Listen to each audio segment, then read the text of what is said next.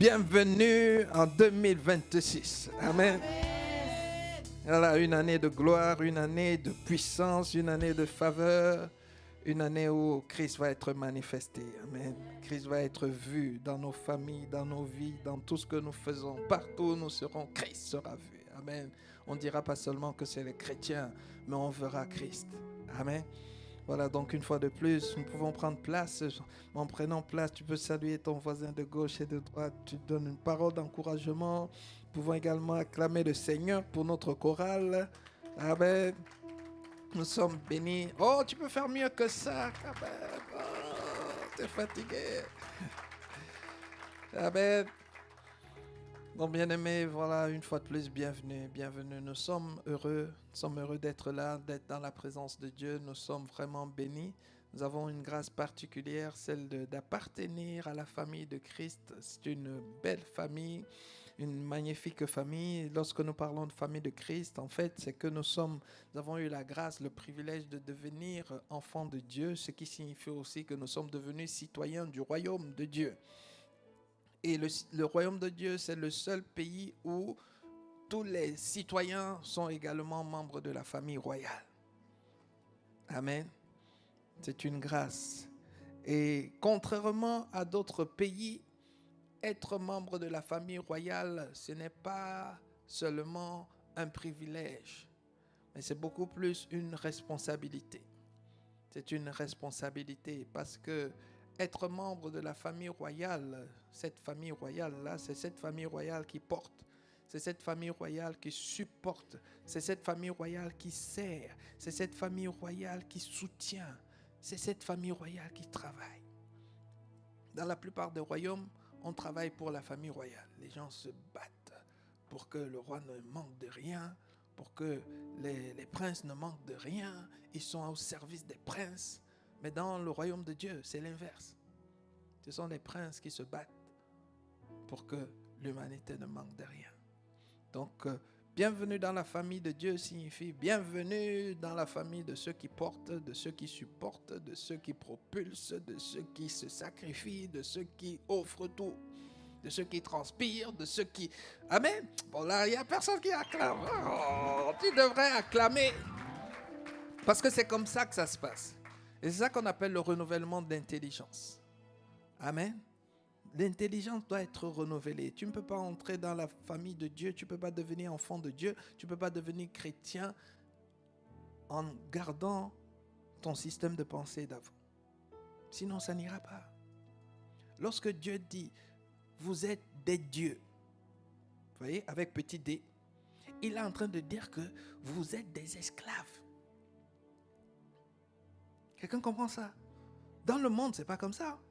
Dans le monde, tu es un Dieu. Ça veut dire que voilà, il y a tout le monde qui vient t'adorer, tout le monde vient t'acclamer, tout le monde vient t'encenser, tout le monde vient te servir. Là-bas, dans notre royaume, c'est l'inverse. Jésus a dit, le plus grand, c'est qui? C'est l'esclave. C'est le serviteur. Donc à partir d'aujourd'hui, quand tu dis, mais oui, mais il a dit, nous sommes la tête. Oui, il a dit la tête, c'est ça. Ça veut dire que nous sommes des esclaves. Sauf que beaucoup d'entre nous ici, nous sommes des patrons. Nous sommes des patrons. Tu vois, non, le patron, il est... Soit il croise les pieds. Voilà. Il doit être servi. Dans le royaume de Dieu, c'est pas comme ça. Dans le royaume de Dieu, les big boss, c'est eux qui retroussent les manches. Tu vois, si tu es big boss dans ta famille, c'est toi qui dois servir. C'est toi qui dois porter ta famille. C'est toi qui dois supporter. C'est toi qui dois propulser. C'est toi qui dois être tout le temps en train de transpirer. Quand on ne comprend pas ça, on dit qu'on est big boss. Tu vas voir quelqu'un, il est là, lui, il fait que donner des ordres. Il est assis devant la télé. Allez, vas-y, déplacez ça. Allez, devant. Tiens. Allez, apporte-moi de l'eau. Hey, un verre d'eau ici. Ah, mais l'eau là, c'est pas assez froid. Mais c'est pas assez tiède. Oh, mais c'est pas... Dans le royaume, on ne fait pas ça. Et c'est important de le dire. J'ai déjà partagé ce témoignage ici. Hein. Bon, je ne sais pas, peut-être ici. Lorsque le Seigneur m'avait fait la grâce de naître de nouveau et de commencer à le servir, un jour, j'ai eu comme une conversation avec l'Esprit de Dieu qui m'a fait comprendre que Dieu, celui-là que nous appelons tous les jours dans nos prières, celui-là que nous servons, il m'a fait comprendre que Dieu, c'est le premier et le plus grand des serviteurs. Le premier et le plus grand des esclaves. Et ce jour-là, j'avais les larmes aux yeux. Parce que dans la conversation, c'était comme si l'Esprit de Dieu me posait la question de savoir, quand tu penses à Dieu, tu penses à quoi? Je me suis dit, je pense à... Avant que je réponde, il me dit, oui, je sais que tu penses à un roi assis sur son trône, et puis tout le monde est en train de le servir. J'ai dit, oui, c'est vrai. C'est vrai, quand je pense à Dieu, c'est ça que je vois. Et alors il me répond, si Dieu est assis sur son trône et qu'on est en train de le servir, comment se fait-il que vous lui dites, Seigneur, étends ta main, Seigneur, conduis-moi, Seigneur, protège-moi, Seigneur, fais ceci pour moi, Seigneur, fais cela pour moi, Seigneur, combat mes ennemis. Il dit, comment Dieu fait tout ça s'il est assis sur son trône? Et là, pour la première fois, j'ai réalisé que, en fait, tous les jours, on donne du travail à Dieu. Seigneur, réveille-moi. Même le réveil, ça veut dire que même tu as le réveil, tu dis, Seigneur, réveille-moi.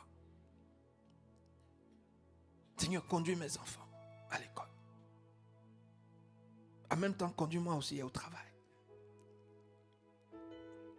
En même temps, pourvoir ma nourriture de ce jour. Et puis, n'oublie pas de lever le soleil. Hein? Et de faire tomber la pluie. Ici, on lui dit, lève le soleil. Là-bas, on lui dit, fais pleuvoir. Là-bas, tu vois, non, on dit, et il doit jongler tout ça. Il me dit, mais comment est-ce que je fais tout ça si je suis assis? Il me dit, je suis un serviteur, un esclave, un boy. J'ai dit, non, Seigneur, t'es pas un boy quand même, t'es pas un domestique. C'est pas vrai. Il me dit, mais pourquoi c'est pas vrai? Il me dit, pourquoi c'est pas vrai?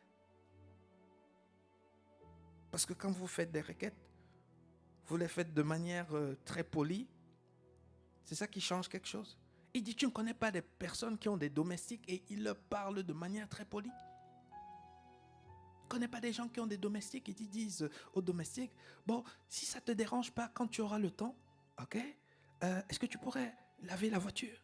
Tu vois? Ouais. Il y a des gens qui sont polis. Ce n'est pas tout le monde qui dit, lave la voiture. Il y a des gens qui parlent poliment. Mais quelle que soit la formulation qu'il a utilisée, la finalité, c'est qu'il est en train de demander aux domestiques de laver la voiture. Et vous aussi, vous me dites, étends ta main. Et parfois, il y en a même, dans la prière, ils disent maintenant. Seigneur, libère-le maintenant. Que comprends? On donne des ordres à Dieu et on lui dit, et fais-le maintenant. Ouvre les écluses des cieux maintenant. Maintenant. Alors il me dit, vous voyez, je fais toutes ces choses. Et alors maintenant, la prochaine question qu'il me pose, il me dit que, est-ce que toi, Dominique, tu m'imagines moi en train de me plaindre que mais ces gens-là, ils me dérangent trop, toujours en train de me demander, de faire. Là, je réfléchis, j'ai dit non, Seigneur, je ne t'imagine pas en train de te plaindre. Tu fais tout ça et tu fais tout ça avec amour, sans te plaindre. Il me dit, voilà, tu as bien fait. Il me dit, maintenant, écoute-moi. Il me dit, toi aussi, les gens vont t'appeler. Les gens vont te dire, fais ça, j'ai besoin de toi ici, j'ai besoin de toi ici, j'ai besoin de toi. Il me dit, tu auras le choix. Soit tu vas répondre sans te plaindre, ça veut dire comme moi. Et dans ce cas, tu seras juste comme moi, un Dieu avec petit d. Soit tu vas faire l'inverse, tu vas te plaindre. Pourquoi c'est sûrement eux aussi, ils pensent que... Il dit, quand tu dis, si c'est ça que tu choisis de faire, tu seras redevenu un simple homme. C'est là qu'il m'a fait comprendre qu'il y a 2 catégories de personnes sur la terre. Ceux qui sont des dieux, ça veut dire qu'ils portent les autres, ils supportent les autres, ils propulsent les autres sans se plaindre. Ça, c'est ceux qui ressemblent à Dieu. Et l'autre catégorie, c'est ceux qui évitent. Ou encore, ils font, mais en se plaignant. Il dit, eux, ils sont disqualifiés de la classe des dieux. Il m'a dit, sois de la classe divine. Et il dit, mais j'ai une bonne nouvelle pour toi. C'est que chaque fois qu'on va te solliciter et que tu vas venir et que tu vas mettre ta main pour porter, il dit, je te garantis, ma main invisible va venir porter à ta place. Oui. C'est pour cela que Père, depuis ce jour, quelle que soit la sollicitation, je suis là. Quel que soit besoin ici, il n'y a pas de problème. Il n'y a pas de problème. Il n'y a pas de problème. Et après, il y a des gens qui me demandent, mais pasteur, comment est-ce que vous arrivez à faire ci? Il y a l'autre qui m'a dit que oui, c'est pasteur qui m'a aidé. L'autre m'a dit, mais pasteur, comment vous arrivez? Je dis, je ne veux pas être un simple homme. Je sais de quelle classe j'appartiens. Voyez, bien-aimé, c'est comme ça. C'est comme ça. Quand tu es citoyen du royaume et que tu veux être un vrai citoyen du royaume, tu dois aspirer à ressembler à ton Père. Notre Père, c'est ça. Jésus a dit aux personnes qui ont cru en lui, il leur a dit, vous avez cru en moi, mais vous n'êtes pas encore libres. Ça veut dire que vous avez cru en moi, mais vous continuez encore à fonctionner comme de l'autre côté. Ils ont dit non, on n'est pas de l'autre côté. Ben non, notre Père c'est Abraham, notre Père c'est Dieu. Jésus dit, écoutez très bien, si votre Père c'était Abraham, vous auriez fait les œuvres d'Abraham. Si votre Père c'était Dieu, vous m'auriez aimé et vous auriez fait les œuvres de Dieu. Il dit, mais ce que vous faites là, votre façon de vivre là, ne ressemble pas à Dieu. Donc, en conclusion, votre façon de faire ressemble à quelqu'un d'autre qui est le contraire de Dieu. Il a dit, votre Père, c'est le diable. Parce que vos œuvres sont les œuvres du diable. Amen. Voilà, donc c'est juste pour dire, bien-aimé, à quelqu'un que en 2026, arrête de dire que mon Père, c'est Dieu. Ce sont tes œuvres qui doivent démontrer que ton Père, c'est Dieu. Si tu fais ce que Dieu fait, tu es enfant de Dieu. Si tu ne fais pas ce que Dieu fait, tu n'es pas enfant de Dieu. C'est comme ça. Jésus nous a dit que les œuvres ne mentent pas. Vous les connaîtrez à quoi? À leurs fruits. Les fruits, c'est quoi? C'est les œuvres. Un fils fait ce que le Père fait. C'est comme cela que dans le monde des esprits, on reconnaît qui est le fils de qui. Tu peux dire à tout le monde tu es chrétien, tu peux dire à tout le monde ton Père c'est Dieu, tu peux arnaquer tout le monde, il y a pas, mais le monde des esprits, ils savent. Vous voyez, on ne peut pas tromper. Et non seulement le monde des esprits, même le monde autour de nous, même nos membres de famille, ils savent. C'est dommage d'être enfant de Dieu par la bouche et que tu as des membres de famille qui disent que c'est ça, enfant de Dieu, c'est ça qu'on vous apprend à l'église, c'est ça votre Dieu. Il y a beaucoup de gens comme ça, c'est dommage.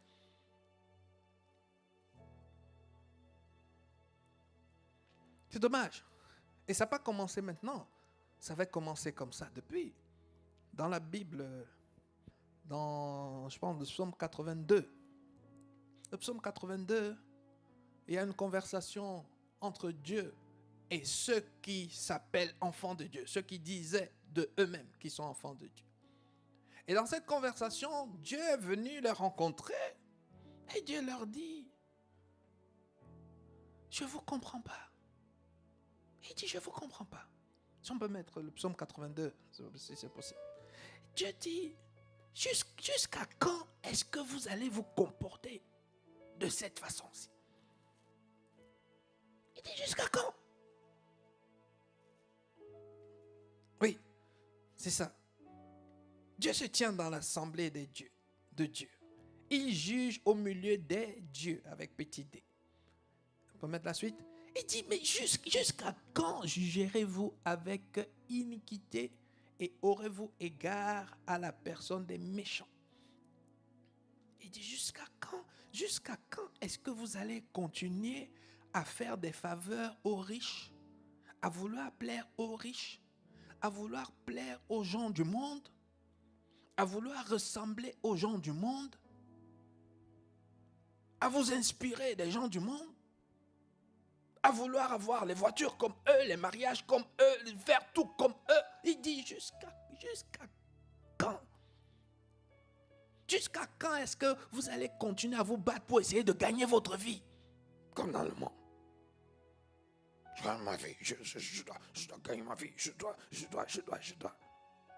dit, jusqu'à quand? Regarde maintenant, il leur dit ce qu'ils devaient faire. Et la suite.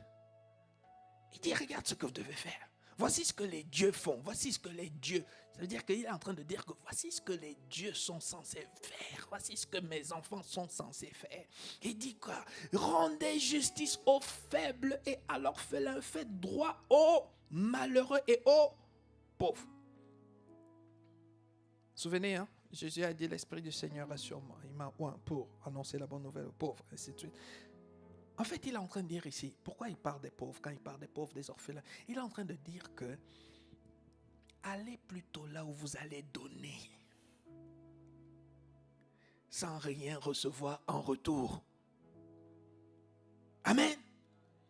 Nous, on veut aller là où on va nous bénir, là où on va nous donner, là où on va nous aider, là où on va nous soutenir. Il dit, mais vous n'avez rien compris. C'est une mentalité de mendiant. Parce que si toi, tu es en train de regarder, là, on est en train de bénir, qu'est-ce que tu es en train de dire? Tu es en train de dire que tu n'es pas béni. Tu es en train d'avouer, tu es en train de témoigner, tu es en train de dire que tu n'as pas. Vrai ou faux? Et n'oublie pas, dans notre royaume, le juste vivra par quoi? Par la foi, par la foi. Quand la Bible te dit que vous avez tout pleinement en Christ, le juste doit dire quoi? Il doit dire que j'ai tout pleinement. Tu n'as plus besoin de regarder ce que dans ma poche il y a. Non. Mon juste vivant par la foi, ça veut dire que la Bible dit, vous avez tout pleinement en Christ. Ça veut dire que j'ai tout pleinement. Et alors que j'ai tout pleinement, je n'ai pas besoin de regarder dans mes poches pour voir est-ce que j'ai. Tout ce que tu dis, c'est que comme j'ai tout pleinement, allons là-bas où les gens ont besoin de mon aide. Pourquoi? Parce que j'ai tout pleinement.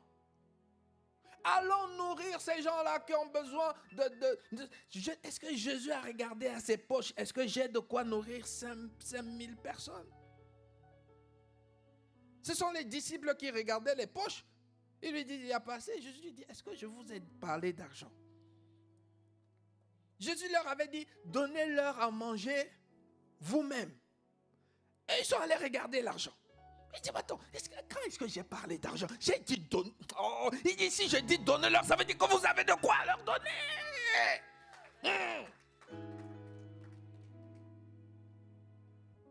Mais pourquoi on regarde à l'argent? Parce que l'intelligence n'a pas été renouvelée. Parce que de là où on vient dans le monde, tout est argent. S'il n'y a pas argent, ça veut dire qu'il n'y a rien. Il dit, mais attends, vous êtes entré dans un autre système. Attends, il dit, mais regarde, vous êtes dans un autre système. Vous êtes dans un autre système.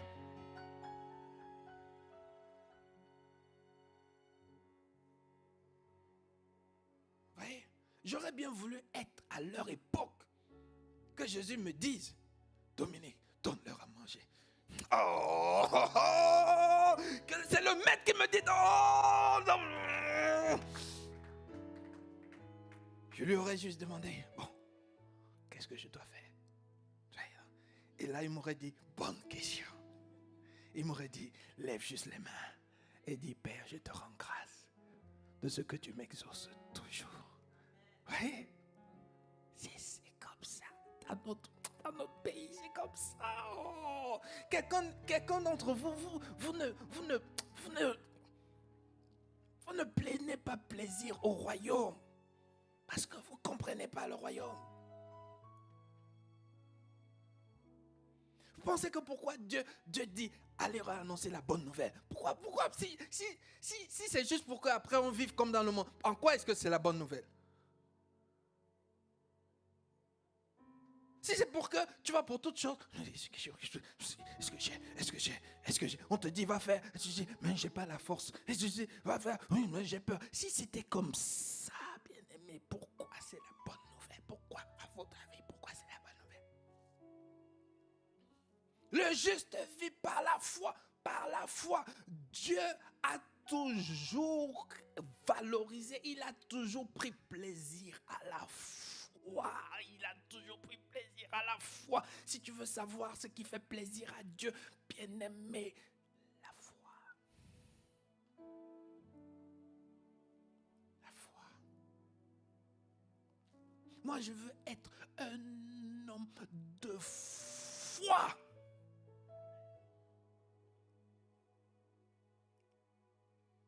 La foi. C'est ça. Moi, j'aime quand les gens me demandent, pasteur, mais comment vous faites? D'être culte en français, après un culte en néerlandais, après un culte après vous formez, après vous étiez, après vous écrivez 5 livres, 7 livres, et ainsi de suite. Comment vous faites? Je dis, voilà, Seigneur, merci. Merci. J'aime ça. Parce que ça montre que je suis dans le royaume. Amen. C'est par la foi. La foi, ça veut dire que si Dieu l'a dit, ça veut dire que c'est vrai. C'est ça la foi. Maintenant, viens me dire le contraire. Je dis, écoute-moi bien. Dites-moi tout ce que tu veux. Dieu lui l'a dit. Point final. N'essaye pas de venir me dire autre chose. Oh, je prie qu'en 2026, que tu sois ce genre de personne. Que quand Dieu a dit, c'est fini. C'est fini. Je dis, Dieu a dit, c'est fini. C'est fini. Dieu a dit que l'ange de l'Éternel campe autour de moi. Bien-aimé, c'est fini. Dis-moi que tous les sorciers ont fait quoi? Je dis, c'est ton affaire. Moi, je dors tranquillement. Amen. Dieu a dit que les pas du juste, mes pas sont conduits, n'est-ce pas? C'est fini. Ne viens pas me dire que oui, mais pasteur, attention ici. Hein, voilà, là, quand même, voilà, il faut avoir le discernement. Dieu m'a dit que il me faut le discernement. Dieu a dit qu'il conduit mes pas. Parce qu'il sait que par moi-même, je peux me tromper. Et une fois qu'il a dit qu'il conduit mes pas, Dieu qui veille sur sa parole, il n'y a pas moyen qu'il ne conduise pas mes pas. Ça va commencer comment pour qu'il ne conduise pas mes pas? C'est pour cela que si mes pas sont quelque part, n'essaye pas de venir me faire douter. Pasteur, vous êtes sûr que c'est là-bas où il fallait être? Je ne doute pas. Amen. Tu sais pourquoi? Parce que si mes pas sont conduits par Dieu, ça signifie que mes pas ne sont pas conduits par moi-même. C'est logique, non? Ok. Ça veut dire que si tu es en train de me demander, mais pasteur, mais est-ce que tu es sûr que c'est là-bas où il fallait être? Moi, je vais te répondre, va demander à Dieu. Et je te garantis, Dieu prend plaisir à la foi. Et il y a toujours quelqu'un, quand tu expliques ça, il ne comprend pas. Et il va encore te demander que, mais pasteur, mais quand même, et si vous vous étiez trompé? Ça veut dire qu'il n'écoute pas tout ce que je dis. Ça veut dire qu'on veut le faire sortir du monde, du raisonnement du monde. Non, il est toujours là. Il dit, et si vous vous étiez trompé? Mais je viens de te dire 1000 fois que mes pas sont conduits. Et toi, tu m'amènes encore à moi. Que c'est si tu t'étais trompé. Mais il y a des gens comme ça, c'est comme ça. Moi, j'ai des conversations avec des chrétiens tous les jours. Et alors, pour que j'entre aussi dans son jeu, je lui dis, regarde. Si je me suis trompé, ça veut dire que c'est Dieu qui s'est trompé. Après, je lui dis, bon, toi, tu imagines Dieu se tromper?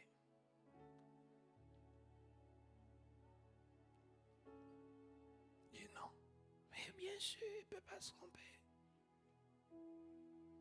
Donc, si je me suis retrouvé sur le mauvais chemin. Je lui dis, écoute, mais supposons même que je me suis retrouvé sur le mauvais chemin. Ok, j'ai fait le mauvais choix. Mais tant que je suis convaincu que mes pas sont conduits, regarde, écoute-moi très bien, bien-aimé. Le Dieu qui est tout-puissant peut transformer mon mauvais choix en bon choix. Oh, que quelqu'un acclame pour la puissance de Dieu. Oh! Vous n'avez aucune idée de ce que Dieu peut faire quand il voit la foi chez quelqu'un. Il va dire, en principe, ça c'était le mauvais chemin. Mais à cause de ta foi, à partir d'aujourd'hui, le mauvais chemin transforme en bon chemin. Dieu peut faire ça juste pour toi. Parce qu'il a vu la foi. Amen. Donc, bien aimé, aujourd'hui, nous allons introduire. Nous allons commencer. Nous avons parlé l'année dernière. Le Seigneur nous a conduits à comprendre la seigneurie de Christ. Et je suppose que, à partir d'aujourd'hui, si quelqu'un est vraiment membre de cette église, tout le monde a compris que Jésus-Christ est le propriétaire de toutes choses. Et de ta vie et de tout ce que tu as. Et que nous devons mener une vie d'action de grâce parce que tout ce que nous sommes, tout ce que nous avons, c'est le fruit de son bon plaisir. De son bon plaisir. Personne n'a droit à quoi que ce soit. Amen. Lorsque tu as droit, tu peux revendiquer tes droits et tu peux dire que mais c'est normal, c'est mon droit. Mais quand tu n'as aucun droit, tout devient faveur. Amen. Même la plus petite des choses devient une faveur. Et lorsque tu mènes une vie où tu réalises que tout est faveur, bien-aimé, je te dis, tu seras toujours dans l'action de grâce. Et j'espère que ce message est passé et qu'à partir d'aujourd'hui, nous sommes devenus une communauté d'hommes et de femmes qui ne connaissent plus la plainte, on ne se plaint plus. Quand il n'y a que faveur, il n'y a plus plainte. La plainte, c'est quand on a des droits, n'est-ce pas? Tu as entendu quelqu'un aller porter plainte, n'est-ce pas? Il porte plainte pourquoi? Parce qu'il y a ses droits qui ont été violés.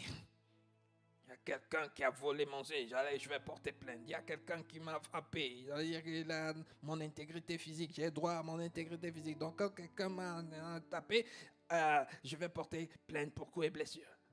Mais quand tu n'as aucun droit, il n'y a pas de plainte. C'est pour ça que Dieu ne prend pas plaisir au murmure. Tous ceux qui murmurent, Dieu les fait mourir dans le désert.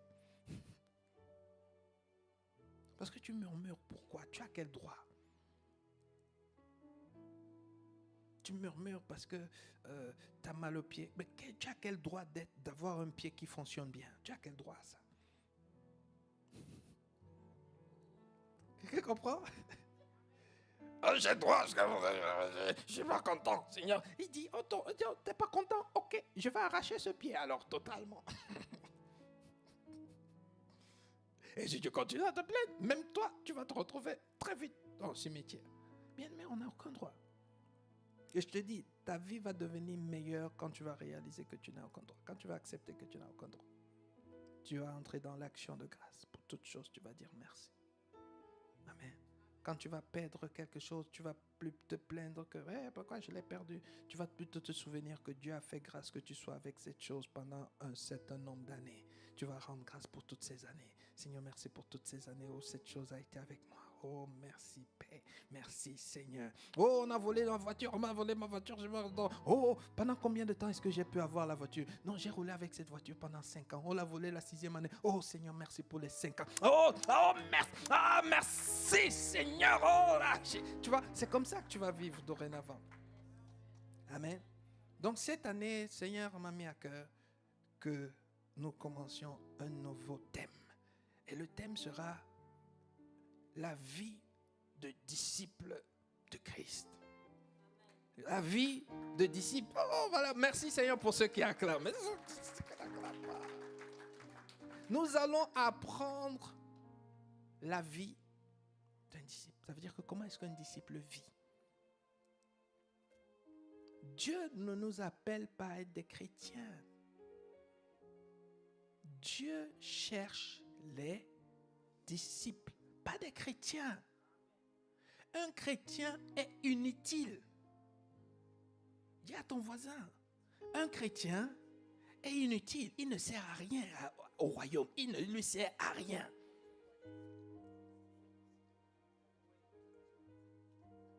Il est inutile.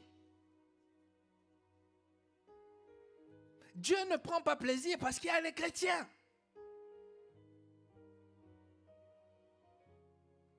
Amen.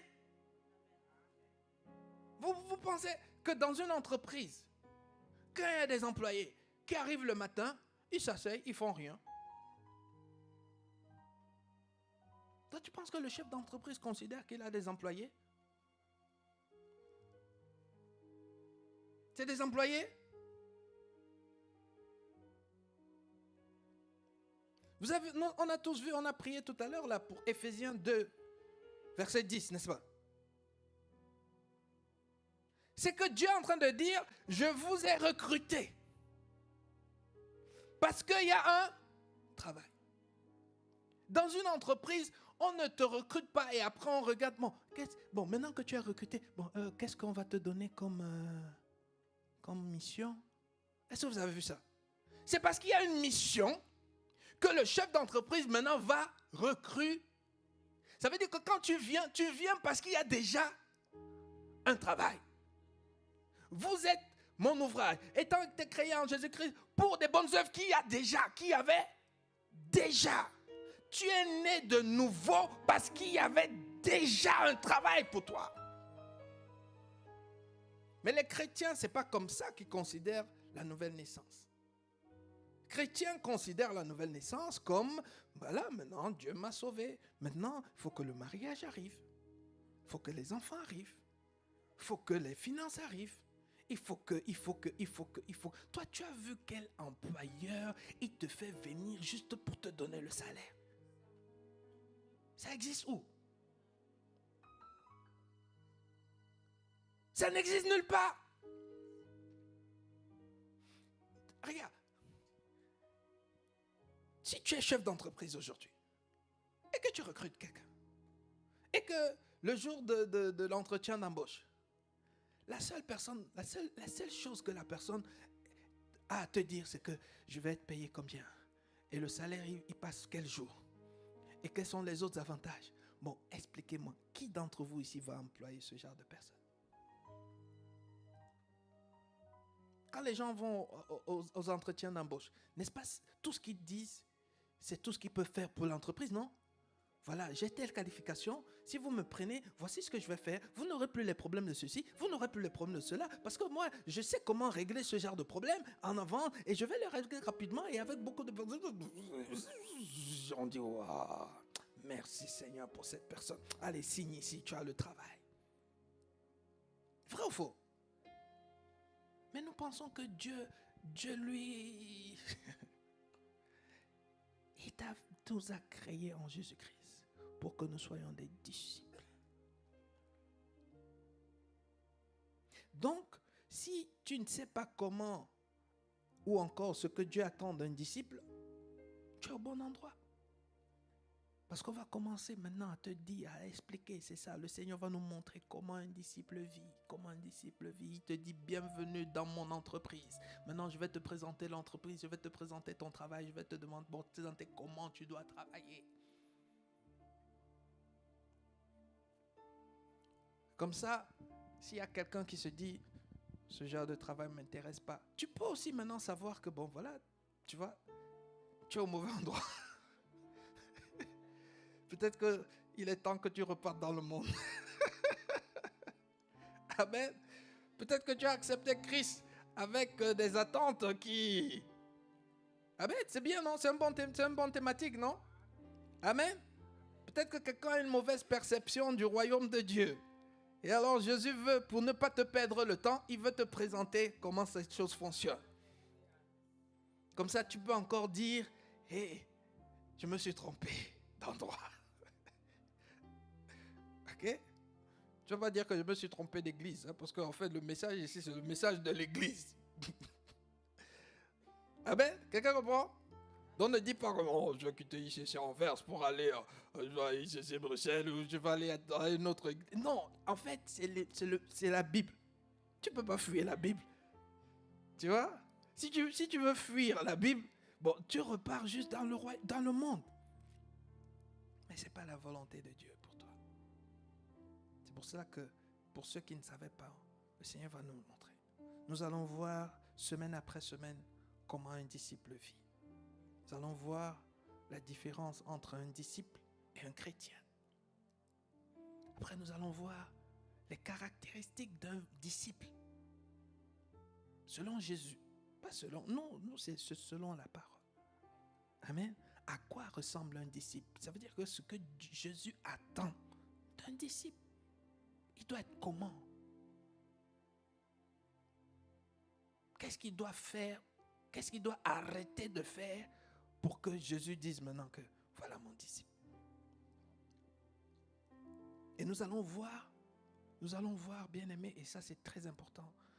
Tu vas comprendre que toutes les bénédictions que Dieu a promis dans la parole sont uniquement pour les disciples.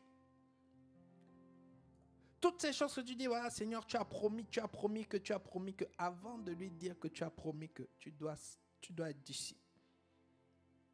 Parce que toutes ces choses, toutes ces promesses, je vous dis, c'est pour des... S'il y a des choses tout le temps, tu demandes à Dieu, tu ne trouves pas, tu ne vas pas, tu as l'impression que ta vie ne m'a... Pose-toi bien la question. Est-ce que je suis bien positionné? Jésus a dit, mes brebis là, ce sont mes disciples, mes brebis entendent ma voix et je leur donne. Donne pas aux chrétiens. Si tu n'es pas disciple, ça ne veut pas dire que tu ne reçois pas des choses. Mais parfois, tu vas recevoir des choses qui ne viennent pas de Dieu. Il y a de l'autre côté aussi, eux aussi donnent des choses. C'est pour ça que la Bible dit que c'est la bénédiction de l'Éternel qui enrichit et qu'elle ne se fait suivre d'aucun chagrin. Donc le plus difficile, ce n'est pas d'avoir des choses. On peut avoir des choses même par sa propre force. Mais le plus important, c'est que ça vienne de Dieu. Parce que c'est ça seulement qu'on peut appeler bénédiction. Il y a des choses, on peut les recevoir qui deviennent malédiction. Il y a des choses, tu peux les recevoir qui t'éloignent même de ta destinée. Tu les as reçues. Mais est-ce que c'était une bénédiction? Non. Tu peux avoir une belle entreprise, prospère. Mais c'est justement parce que tu as une belle entreprise maintenant que tu t'es détourné de ta mission. Imaginez Jésus béni par une grande entreprise. Grande entreprise. Jésus, chef d'entreprise, il donne du travail aux gens. Il a tellement donné du travail aux gens. Et après, le Seigneur, le Père, lui dit à la fin que... Et la croix est où? Il dit, Père, tu vois, j'ai béni beaucoup de gens. Regarde, je leur ai donné beaucoup de travail. Jésus aurait réussi sa mission? Non, il aurait échoué lamentablement.